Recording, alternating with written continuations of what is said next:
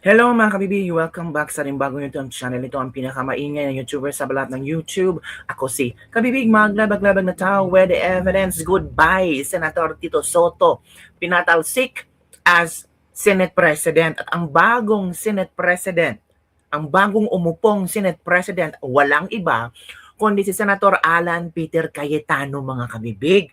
Naku po, nung nangyari, nako, sabi na iba, safe na ba ang impeachment ni VP Sara? Bakit nagkagulo? At ano ang nangyari kay Bato? Pumasok si Bato de la Rosa, si Senator Bato de la Rosa ngayon, at ang kanyang sinasabi, hinaharang siya ng mga NBI. Kasama daw ng mga NBI si ex-Senator Trillanes. Hala ka mga kabibig. Pero wag na muna natin pag-usapan yan kasi kailangang imbestigahan at posibleng, nako, sasampahan ng kaso ni Bato.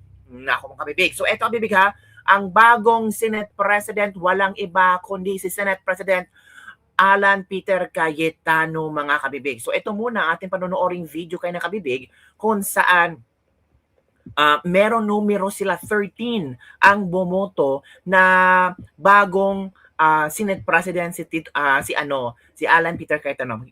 Pakinggan natin kabibig. So may I manifest that there are now at least 13 members of the Senate who wish to have a leadership change, and that Senator Bato de la Rosa is in the building and will be here in a minute.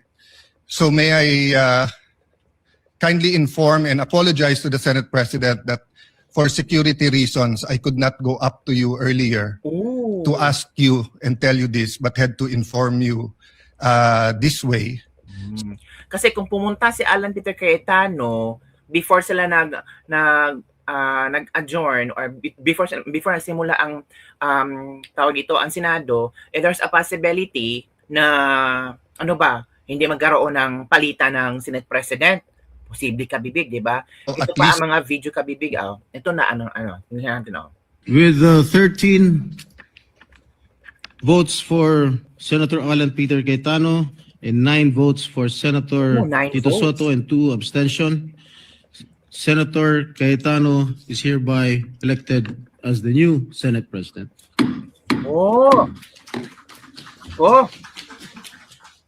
Session suspended.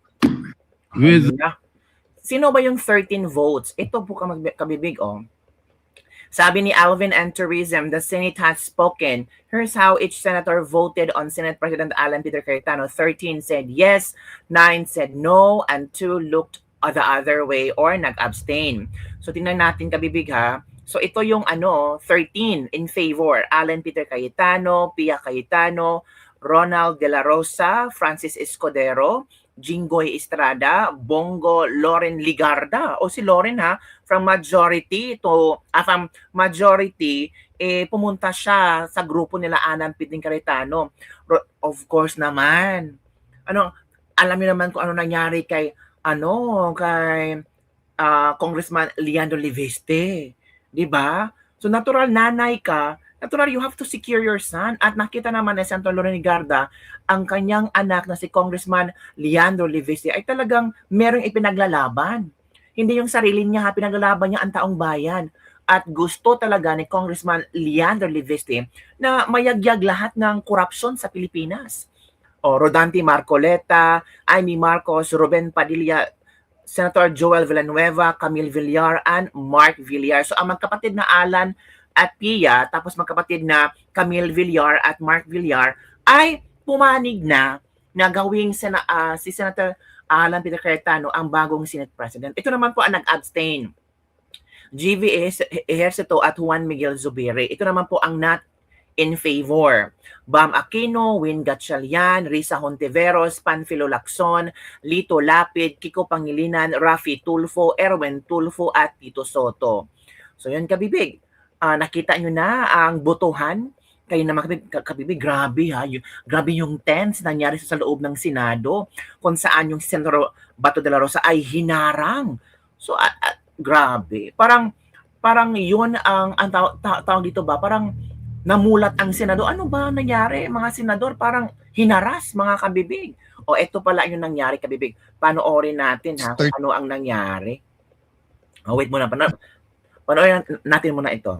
Oath of office. I state your full name, I, Alan Peter Shram Cayetano, having been elected to the position of Senate President, having been elected to the position of Senate President, do hereby solemnly swear do hereby solemnly swear that I will well and faithfully discharge, that I will well and faithfully discharge, to the best of my ability, to the best of my ability, the duties of my present position the duties of my present position, and of all others I may hereafter hold, and of all others I may hereafter hold, under the Republic of the Philippines. under the Republic of the Philippines, That I will support and defend the Constitution of the Philippines, that I will uphold and support, that I will support and defend the Constitution of the Philippines, that I will obey the laws, legal orders, and decrees that I will obey the laws, legal orders, and decrees promulgated by the duly constituted authorities, promulgated by the duly constituted authorities, and maintain true faith and allegiance and maintain true faith and allegiance to the Republic of the to Philippines, the Republic of the Philippines,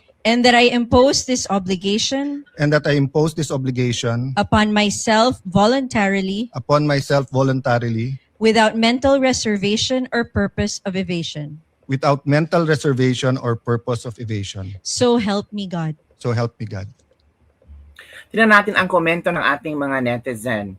Yan, para patas ang laban.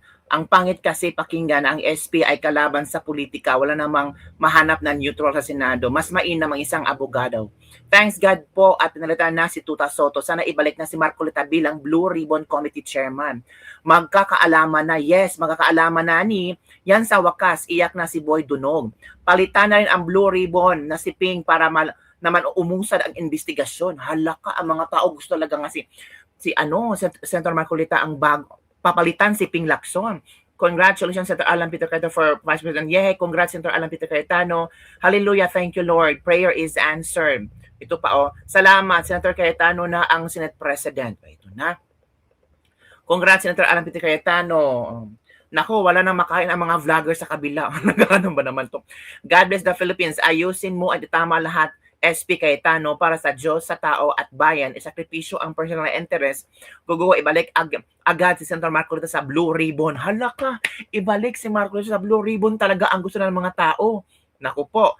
Congratulations, Senator Alan Peter Cayetano as bagong SP President. Naku po, Salamat kay papaano pag nasa katwiran ipaglaban mo. Congrats. Thank you, Lord. Wala na si Itbulaga.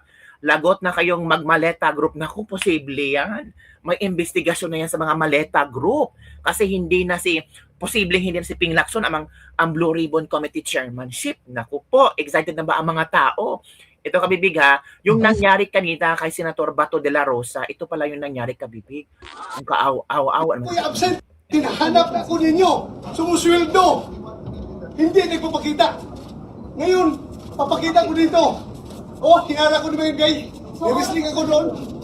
Sugat-sugat ako. Why are you here? Papasok! This is the Senate!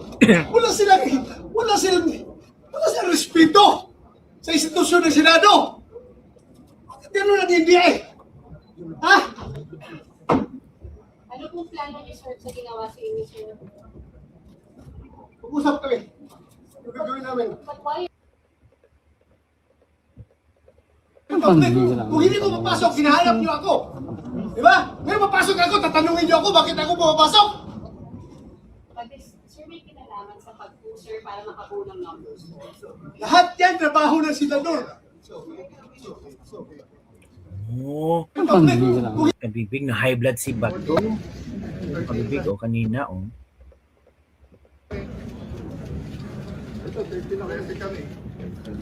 Na high blood talaga si Senator Bato de la Rosa.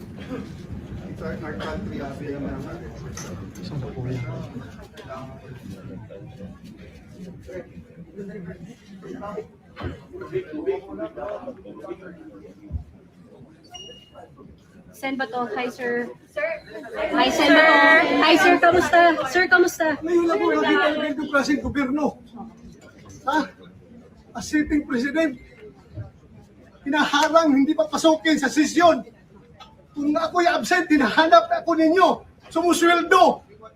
Hindi nagpapakita. Ngayon, papakita ko dito. Oh, hinara ko naman yung guy. Wrestling ako doon. Kasugat-sugat ako. Why are you here, sir? Pasok! This is the Senate! Wala silang respeto sa institusyon ng Senado. Bakit gano'n ang NBI? Ha? Ano pong plano niyo, sir, sa ginawa sa inyo, sir? Mag-usap kami. Yung gagawin namin. But why are you here, sir? Bakit po kayo napapasok today, sir? Ay, pa senador sa Republic. Kung hindi ko mapasok, ginahanap niyo ako. Di ba? Ngayon papasok ako, tatanungin niyo ako bakit ako pumapasok. But sir, may kinalaman sa pag-sir para makabuo ng numbers po. Lahat yan, trabaho ng senador. Hindi ka magalaw dito sa institusyon dito. Makamatay kumar sa'yo. Grabe ang nangyari kay Bago. Grabe talaga.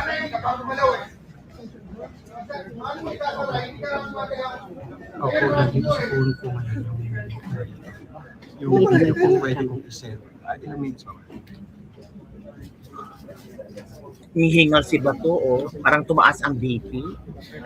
Sino ba namang hindi magalit dyan? Sabi pa ni Bato, nagkagulo sa ano daw. Dapat talaga may CCTV camera para makita. Sir, kamusta kayo? Ito, subuan. Sir, bakit po? Bakit, sir? Hindi kayo pinapasok, sir. Ano sabi na Inarak ako doon sa baba ng mga NBI. Bakit daw po, sir? Ako, agad dito. I don't know. Anong gusto nila? Sir, bakit duguan, sir? Nag-wrestling nga kami doon, di ba ba? Sa hagdan. Hala. Grabe. Ilang NBI personnel yun, sir? So yun kabibig, nakita natin kung ano ang nangyari kay Senator Bato de la Rosa. And at least ngayon, may bagong Senate President, si Senator Alan Peter Cayetano. Pero alam nyo kanina, hindi pa rin nawawala ng tawag dito, pag-asa sina Panfilo Lacson kasi ni-nominate nila si Senator Tito Soto again as Senate President. Pero talo si Senator Soto talaga mga kabibig. So kabibig, ano ang inyong reaksyon ng manalo si Senator Alan Peter Cayetano na bagong Senate President? Hoy, ano ang komento niyo mga kabibig? Ano ang iyong reaksyon? Nako. Ito na kabibig. So ano ang iyong reaction kabibig sa mga komento ngayon? So comment down below and don't forget to like, subscribe, and share this video. Bye everyone. See you next time.